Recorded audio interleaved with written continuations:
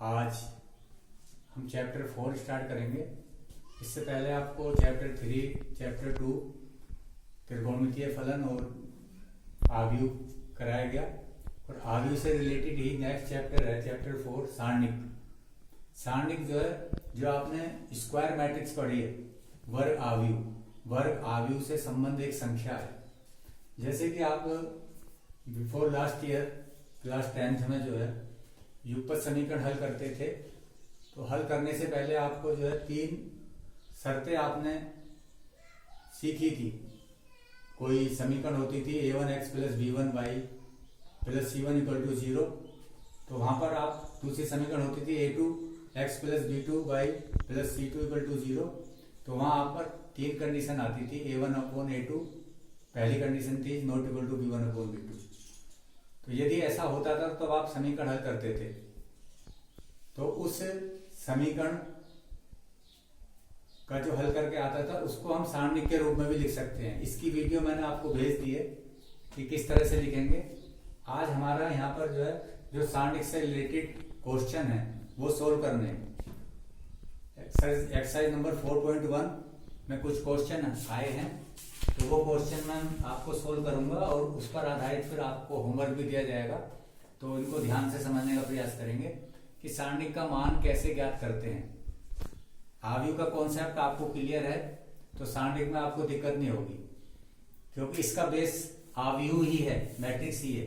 पहला क्वेश्चन है 4.1 एक्सरसाइज का, कि एक सबसे फर्स्ट क्वेश्चन नंबर 1 दिया हुआ है, बहुत सिंपल, और बोर्ड में जो है 1 नंबर का क्वेश्चन जरूरी आएगा। ये 2, 4, -5, -1, ये पहला क्वेश्चन है। इसमें सारणिक का मान ज्ञात करना है। सारणिक का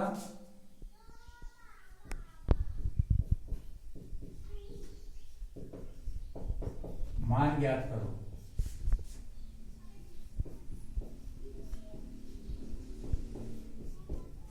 ये सारणिक है। ये किससे बनी है? ये एक वर्ग आव्यूह से बनी है।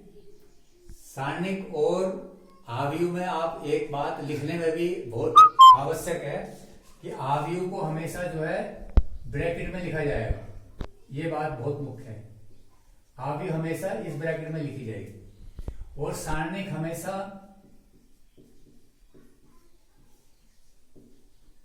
इस तरह से लिखी जाएगी। कभी कभी सारणिक को मोड ए पढ़ते हैं, मोड ए के रूप में लिखा। यदि ये कोई है तो हमें मोड ए का मान निकालना, तो यदि तो मोड ए इक्वल टू हो जाएगा, जैसे कि आप वर्ज गुणन विधि में गुणा करते थे, सेम वैसे ही करनी है। 2 की मल्टीप्लाई होगी -1 में, तो ये लिखा जाएगा 2 × -1।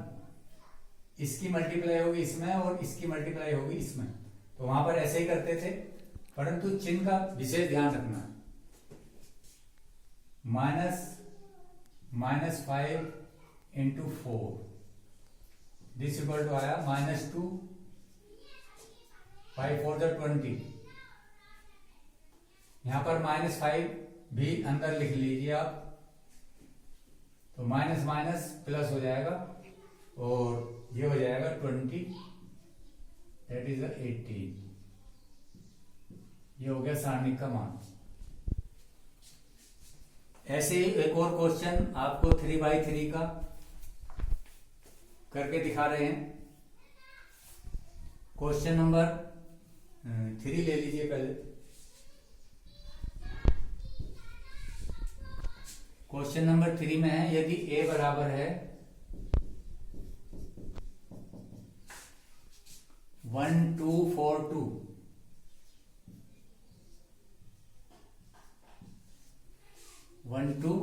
2, तो दिखाइए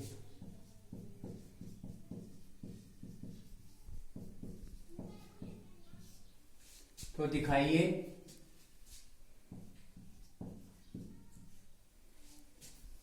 2a 4 मोड ए। यहाँ बहुत ध्यान से देखने की आवश्यकता है ये आव्यूह दे रखी है आपको ए, और यहाँ पर 2 है आव्यूह का, फिर डिटरमिनेंट निकालना है।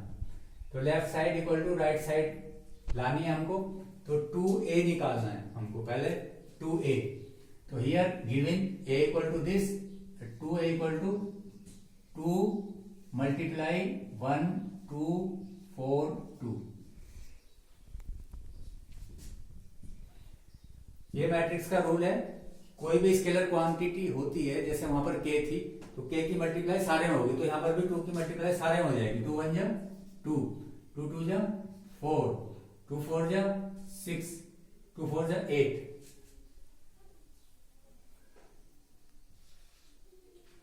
2 2 जा 4। तो ये आ गई 2a। अब इस 2a का हमको क्या निकालना है, सारणिक determinant.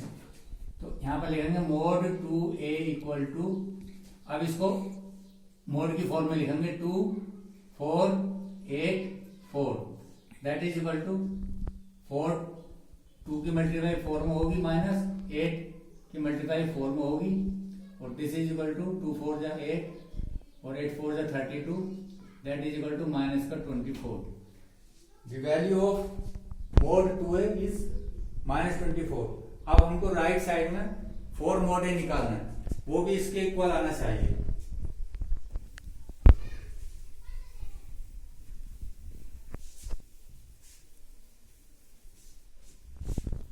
Mode a here given a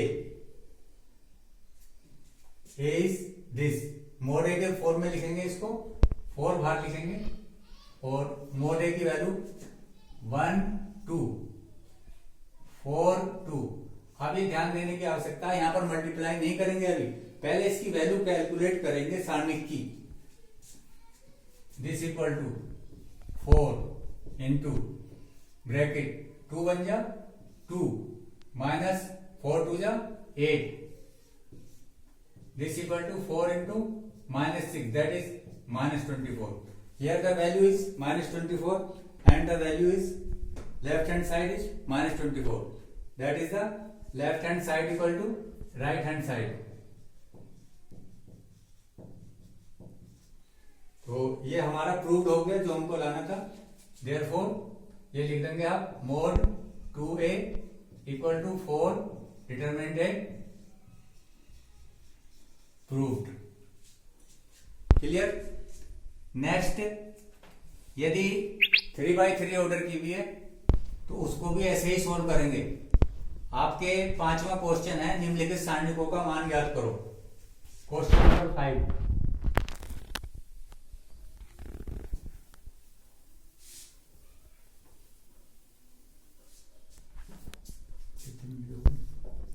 sir 8। सारणिक का मान ज्ञात करो।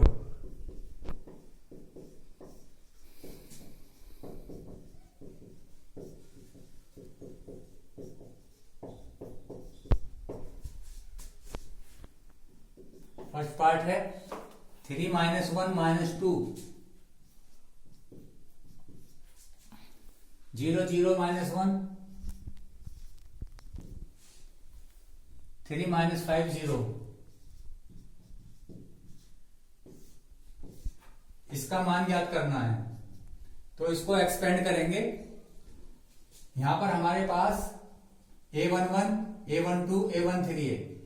किसी भी एक रो, सबसे पहली रो को आप प्रसरण करेंगे। प्रसरण करने का तरीका ये रहेगा कि जैसे आप 3 अवयव का प्रसरण कर रहे हैं, इसका पहली वाली रो का कर रहे हैं तो 3 के अगेंस्ट कर रहे हैं, तो जौन सा अवयव आप लोगे तो उसके जिस रो में और जिस कॉलम में होगा उसको आप छुपा दोगे। इस तरह से ये छुपा दीजिए आप 3 के अगेंस्ट। तो हमारे पास क्या बच रहा है, हमारे पास ये बच रहा है, उसको लिख लीजिए 0 - 1 - 5 0।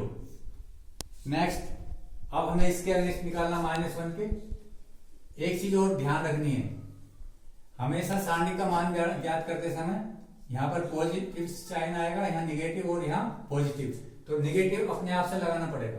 फिर उसके बाद -1। अब -1 का निकाल रहे हैं आप, तो -1 का निकाल रहे हैं तो -1 किस कॉलम में और किस रो में है वो छुप जाएगा।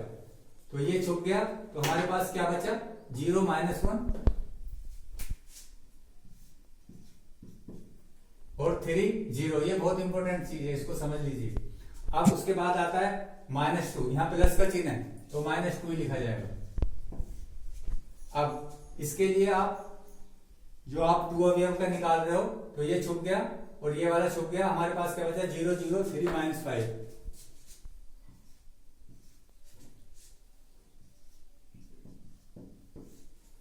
अब इसकी वैल्यू कैलकुलेट उसी टाइप से करोगे जो आपने क्वेश्चन नंबर 1 किया है।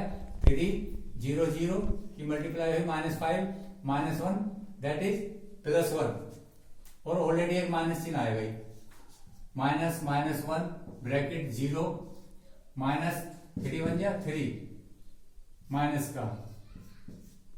का 2 0 और ये भी 0। दिस इक्वल टू हो गया 3 -15 और ये हो गया minus plus 1 into minus plus 3 -2 और 0, ये 0 हो गया। तो -15 plus 3 equal to -12, that is the answer. आज हम आपको इसी टाइप के क्वेश्चन देंगे होमवर्क पर, वो आपने करने हैं। फिर उसके बाद कल नेक्स्ट एक्सरसाइज शुरू होगी। थैंक्स।